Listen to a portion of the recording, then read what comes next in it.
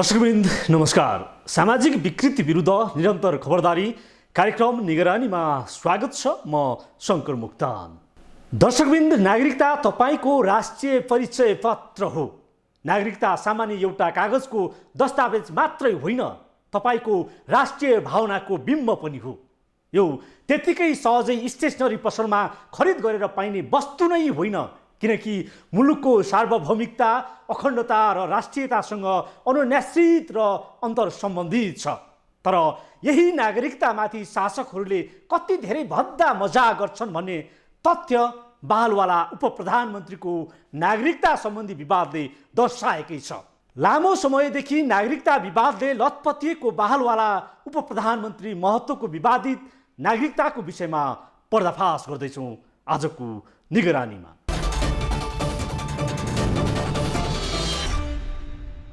दर्शकवृन्द, जब राजेन्द्र महतो सत्तामा पुग्छन् तब उनी विवाद दोहोर्याउन थाल्छन्। यसपटक पनि उपप्रधानमन्त्रीको शपथ लगतै उनी विवादमा पुनः तानिए। नागरिकता विषयले विवादित महतो यसपटक बहुल राष्ट्र राज्यको मेसिनरी योजना खुलासा गरेका थिए। यसको भित्री मकसद मधेसको सेन्टिमेन्टको ब्ल्याकमेल गर्दै राजनीति गर्ने दाउ मात्रै होइन, नागरिकताको विषयलाई विषयान्तर गर्ने प्रयास गरेकै हुनुपर्छ। 2046 पछिको राजनीतिक परिवर्तनपछि राजनीतिमा देखा परेका जसपा नेता राजेन्द्र महतो लामो समयदेखि नागरिकता विवादमा तानिँदै आएका छन्। हाल ओली सरकारका उपप्रधान तथा शहरी विकास मन्त्री समेत भएका राजेन्द्र महतो पछिल्लो समय बहुल राष्ट्रिय राज्यको विवादित अभिव्यक्ति दिएर चर्चामा छन्। बहुल राष्ट्रिय राज्यको मिसन भएको अभिव्यक्ति दिने राजेन्द्र महतोमाथि नागरिकता विहीनको आरोप लाग्दै आएको छ।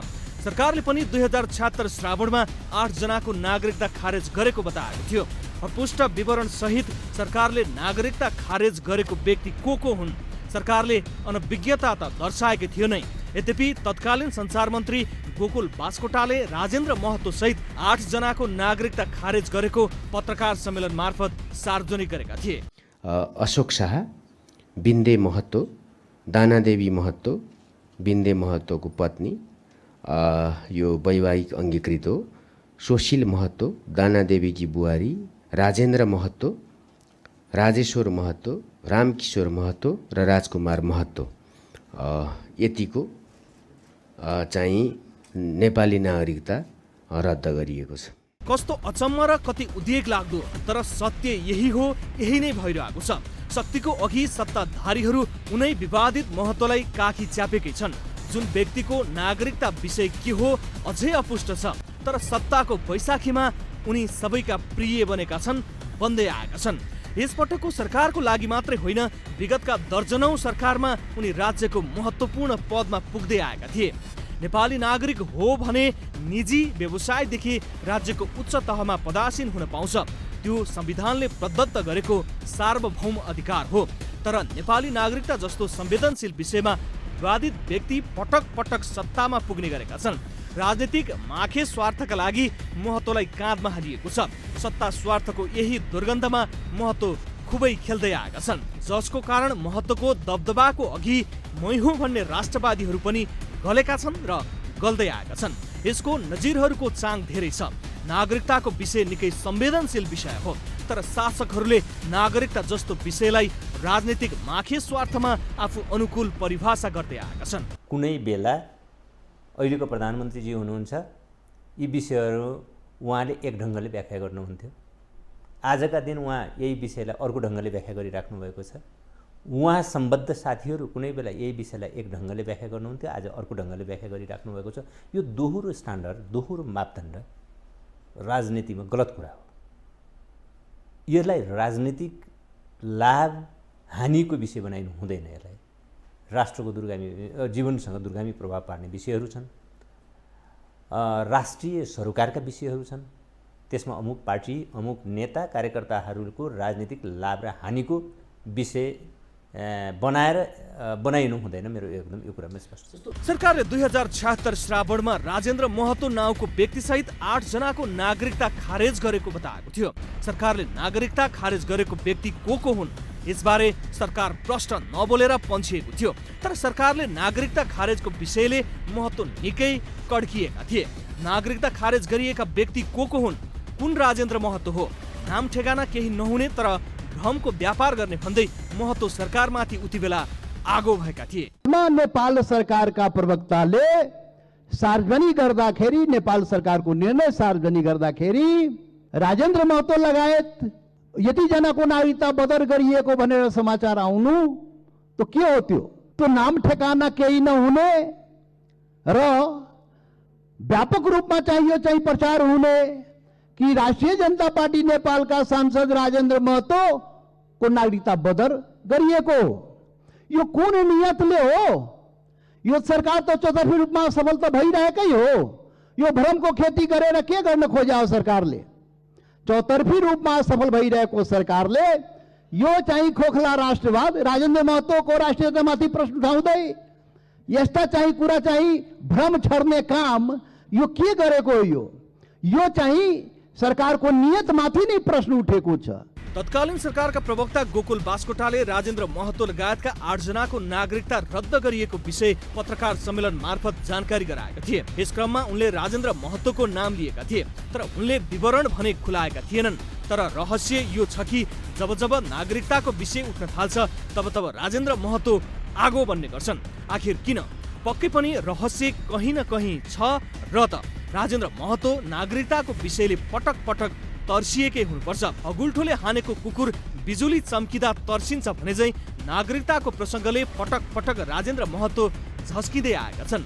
यति मात्र होइन कि केही समय अघि एक टेलिभिजन संवादमा समेत महतोको नागरिकता सहित पुस्तैनीको प्रश्न गर्दा उनी आगो भएका थिए। महतोले उल्टै यो कस्तो बकवास भन्दै कडा प्रतिप्रश्न गरेका थिए। 2069 सालमा एमालेको सहायक संगठन युवा संघ नेपालले राजेन्द्र महतोको नागरिकता छानबिन हुनुपर्ने भन्दै गृहमा निवेदन गर्यो। युवा संघको दबावपछि गृहले 2069 जेठमा सर्लाही जिल्लाका राजेन्द्र महतोको नागरिकता विषयमा विवरण पठाउन निर्देशन दियो।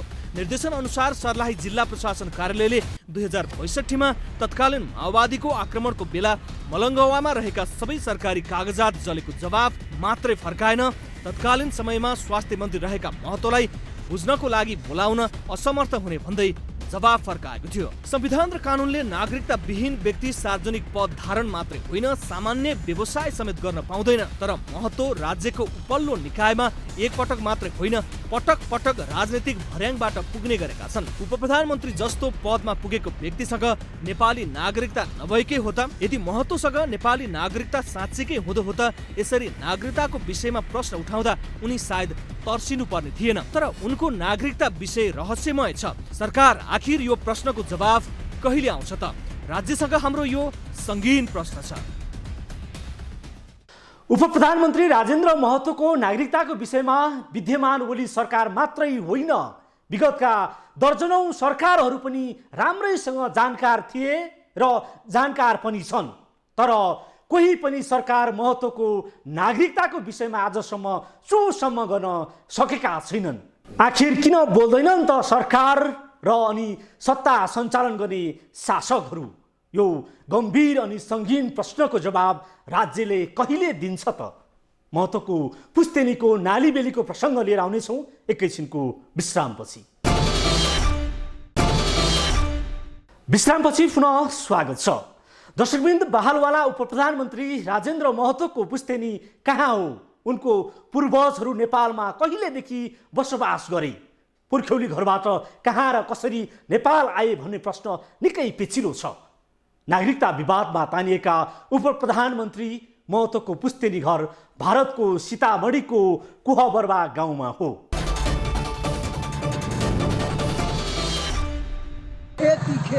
औरो की काम करी नौकरी रहल जी? हाँ, खोबारी महतो जी, ओकरे में नौकरी रहल। कोहबरवा इंडिया से आयल छै। इंडिया स्थानीयका अनुसार राजेन्द्र महतोका बाबु खोबारी महतो सुडी 2020-22 तिर नेपाल आएका थिए। आर्थिक अवस्था अत्यन्तै कमजोर भएका खोबारीले सर्लाहीको बैलबासमा आएर खेतीसँगै धान चामलको व्यापार गरेका थिए। भारतमा सदा गतिलो बन्दोबस्त नभएका खोबारी परिवार नेपालको खेतीपाती र व्यापारले दैनिक जीवन सुधारेका थिए। आर्थिक अवस्था सुधार आएपछि खोबारी परिवार सर्लाहीको साबिक ब्रह्मपुरी गाविसमा घर बनाएर यतै बस्न थालेका थिए। स्थानीयका अनुसार राजेन्द्र महतोको पुस्तैनी सरसर्ती हेर्दा भारतको परवाह पर्सा थानाबाट आएका हुन्। कल्यो राजेंद्र महतो इंडिया से आयल छै ना बाबाजी तो ओकर ओकर बाबूजी की करै छथिन की करी की काम करैत रहलै खेती औरो की काम करैत और रहलै एगो रामचंद्र तेरी को हमर ओकरा में नौकरी रहल जी हां खबारी महतो जी ओकरे में नौकरी रहल कोबरवा इंडिया से आयल छै इंडिया बरसा थाना से एगो सनक किसान रहलै खेती गृहस्थी क के आने के खाइत पीत रहलै जी ओकरे और तबलीग करे माने रामचंद्र नारायण तेरी जी रामचंद्र रामनंदन राम अवतार जी ओकरा बाद के नाम है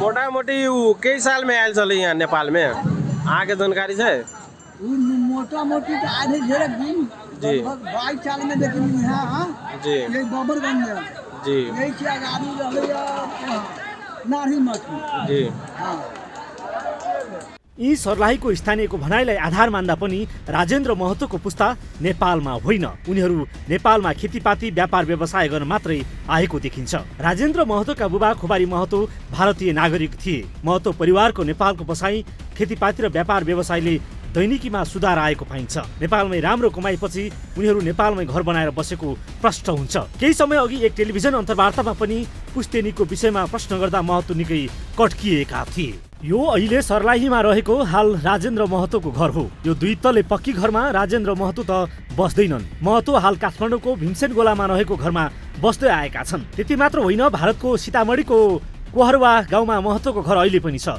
यो गाउँ नेपाल भारत सीमाबाट 15 किलोमिटर दूरीमा पर्छ। यस घरमा अहिले महतोका काकापट्टिका सन्तानहरू बस्छन्। उनका 3 दाजुभाइ भने अहिले नेपालमै छन्।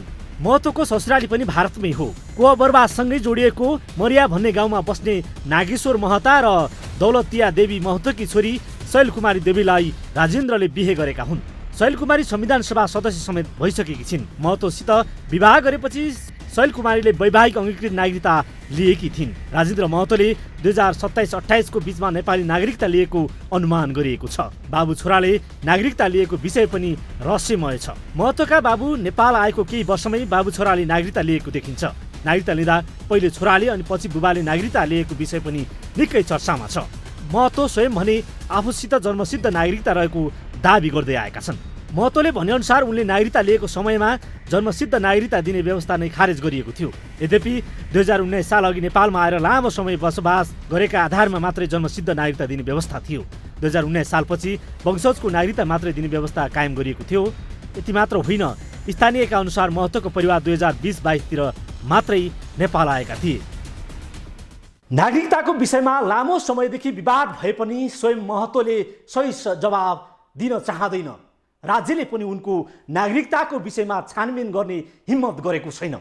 महतोको शक्तिको अघि सरकारले उनको नागरिकता के हो भन्ने जवाब दिन डराइरहेको छ। यद्यपि यी स्थानीयको भनाई, घटनाक्रम र प्रमाणलाई हेर्दा राजेन्द्र महतोको पुस्तेनी नेपाली हुँदै होइन। नेपाली पुस्तासँग उनको कहीँ कतै कुनै सम्बन्ध नभएको प्रष्ट हुन्छ। यसरी नागरिकताको विषयमा जालसाजी भए कस्तो हुन्छ कानुनी प्रसङ्ग जोडेछौँ एकैछिनको विश्रामपछि। कुनै पनि बालिग नागरिकले नागरिकता प्राप्ति गर्नु उसको नैसर्गिक अधिकार हो। नागरिकताको राष्ट्रियतासँग अनुनासिक सम्बन्ध हुन्छ। नागरिकता प्राप्ति गर्नु जति नैसर्गिक अधिकार हो, नागरिकतामाथिको जालसाजी पनि कानुन उत्तिकै निर्मम हुन्छ, हुनै पर्छ पनि।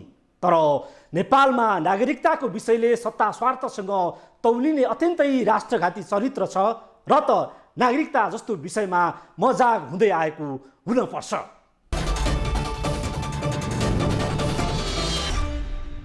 खेती औरो की काम करैत रहलै एगो रामचंद्र तेरी को हमर ओकरा में नौकरी रहल जी हां खबारी महतो जी ओकरे में नौकरी रहल कोबरवा इंडिया से आयल छै इंडिया बरसा थाना से बहलवाला राजेन्द्र महतोको नागरिकताको विषय पटक पटक दोहोरिँदै आएको छ। नागरिकताको विषयमा न राज्यले सही निर्णय गर्न सकेको छ, न स्वयं महतोले उनीमाथि उठेको आशंकाको ठोस जवाब दिन सकेका छन्। नागरिकताको विषयमा प्रश्न गर्दा उल्टै महतो तर्सिनुले दालमे कुछ काला है भने जे भएको छ। यद्यपि महतोले जन्मसिद्धका आधारमा नागरिकता लिएको पनि बताउने गरेका छन्, तर जति बेला उनले नागरिकता लिए त्यस समयमा जन्मसिद्धको आधारमा नागरिकता दिने व्यवस्था नै खारेजी भएको थियो। यति मात्र होइन, उनको परिवार नेपाल आउनु पूर्व करिब 2-3 वर्ष अघि नै नेपालमा जन्मसिद्ध अधिकारको आधारमा नागरिकता पाउने प्रबन्ध खारेज भएको थियो। यही तथ्यले के प्रस्ट्याउँछ भने महत्वको नागरिकता माथि छानबिन अनिवार्य छ। 2019 मा संविधान लागू हुँदा र 2047 मा 47 को संविधान लागू हुँदा बीचमा 28 वर्षको दरमियानमा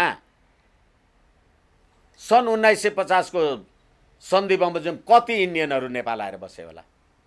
अब त्यसो गरेर फेरि 2047 होइन 2063 को संविधानमा त्यही लेख्नुभयो, फेरि त्यसो होइन 2072 कोमा त्यही लेख्नुभयो भनेपछि गर्दै गर्दा सबै उताबाट आएका मान्छेहरूलाई तपाईँ जन्मको आधारमा नागरिकता दिने भनेपछि तपाईँले नागरिक बनाउने होइन, नागरिकताको प्रमाणपत्र दिने हो। तर यो सरकार नागरिक बनाइराखेको छ। त्यो राजेन्द्र सुडी अघि मैले जे भने त्यो सुडीले दिन्थ्यो 50 लाख कि उता माइबापहरूले दिन्थे र 2-4 करोड दिन्थे अनि 50 लाख मात्रै दिएर अरू खान्थे।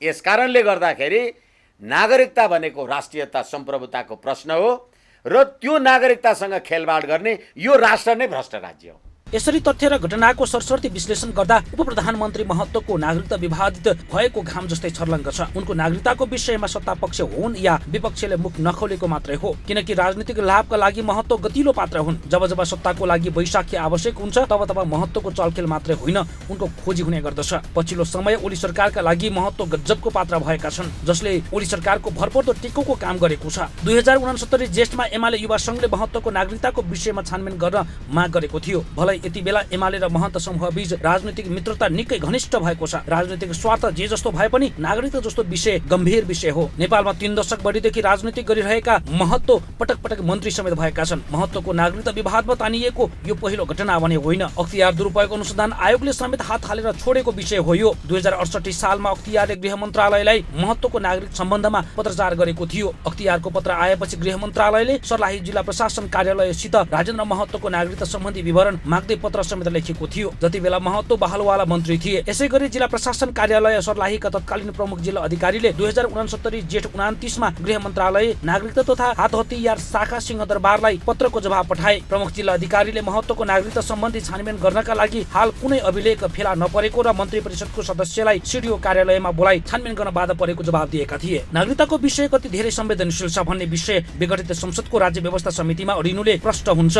2075 भदौदेखि समितिमा नागरिकताको विषय अड्किँदै आएको छ। विशेष गरी एमाले सम्बद्धको असहमतिको कारण समितिले नागरिकताको विषय टुङ्ग्याउन नसकेको हो। यति मात्रै कहाँ हो र बहलवाला प्रधानमन्त्रीको विषयमा ओलीले नागरिकता बोर्डरमा बसेर बाँडिएको चकलेट जस्तो होइन भन्दै टिप्पणी गरेका थिए। नागरिकता विषय नेपालमा राजनीतिक नाफा र घाटाको अङ्कमा हेरिँदै आएको छ।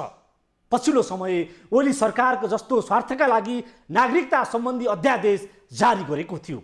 यद्यपि सर्वोच्चले अङ्कुश त लगाएको छ, तर सरकारी इन्टेन्सन के हो भन्ने आम रूपमा प्रष्ट भएको छ।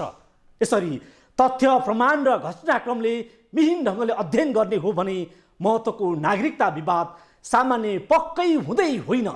नागरिकताकै विषयमा सहजै दिनुपर्ने अडान राख्ने राजेन्द्र महतो लगायतका नेताहरूको अभिव्यक्तिले समस्या काहीँ न काहीँ छ भन्ने दुविधा गर्न जरुरी छैन। आजलाई यति नै। हामी निरन्तर निगरानीमा छौँ। हवस् त, नमस्ते।